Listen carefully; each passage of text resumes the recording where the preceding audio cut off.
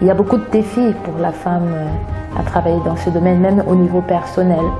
On est mère d'enfants et parfois nos maris ne comprennent pas toujours le fait qu'on consacre autant de temps pour cette cause. On est sous-représenté dans le domaine forestier et lorsqu'on arrive à des conférences, on se retrouve parfois à 2 femmes ou 3 femmes, alors qu'il y a peut-être 18 ou 20 hommes dans la salle. Donc c'est vrai qu'à ce niveau, on se demande où sont les femmes.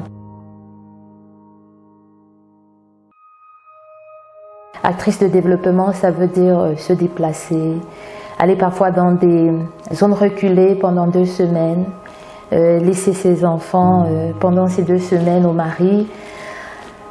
Parfois, c'est pas très bien compris et si on ne le comprend pas, pour ceux qui sont passionnés comme nous, ça peut être difficile. Donc ça a été pour moi l'une des difficultés majeures. La deuxième difficulté majeure à laquelle j'ai été confrontée personnellement en tant qu'actrice de développement, c'est la compréhension justement du travail qui était fait par les jeunes femmes dans le domaine de l'environnement.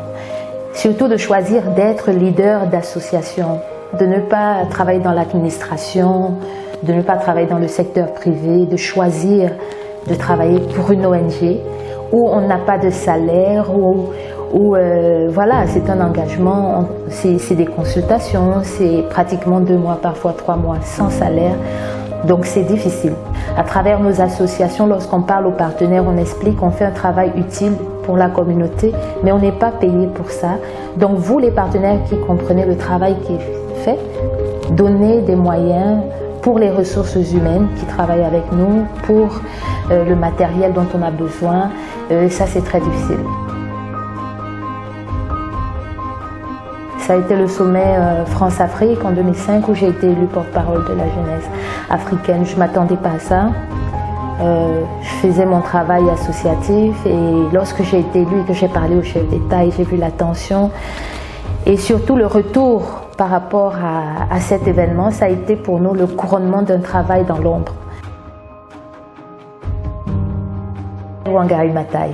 Pour moi, elle était le modèle parce qu'elle était un peu la femme africaine qui se distinguait parmi beaucoup en Afrique. Elle est le modèle dans le domaine que je fais. Pour moi, j'aspire à être comme elle.